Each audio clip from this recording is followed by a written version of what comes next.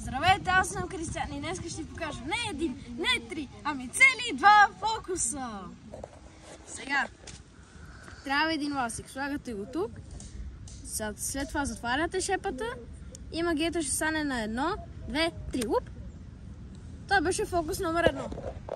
Минаваме на фокус 2. Гледайте до края, защото ще има разкритията. Сега, моят асистент ще изтегли една картичка.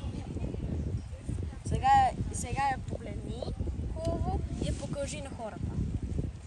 Запомни ли я? Сега ми дай, ето не гледам. Връщам я. Така. Сега, той като е запомнил картата си, сега искам ти да кажеш на хората ти какво обичаш. Аз обичам да чета книги. Добре. Сега, твоята карта трябва да гледа нагоре. Това ли беше твоята карта? Да. Минаваме на разкритието с ластика. Аз като го сложих ластика ето така. Аз го дръпнах, сложих си ръцете между ластика. И той ластика е сега тук и като го дръпна бързо, той минава отзад и това беше разкритие номер 1. Минаваме на разкритие номер 2.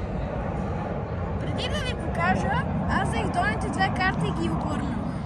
След това, моят асистент щеше да тегли една карта, да кажем ето тази. Ето това е картата, няма да я гледам. Ще сложа тук. Той докато я гледа, аз обръщам тасето да бъде ето така. Той като върне картата гледа към вас. След това обръщам долните две карти да гледат нормално.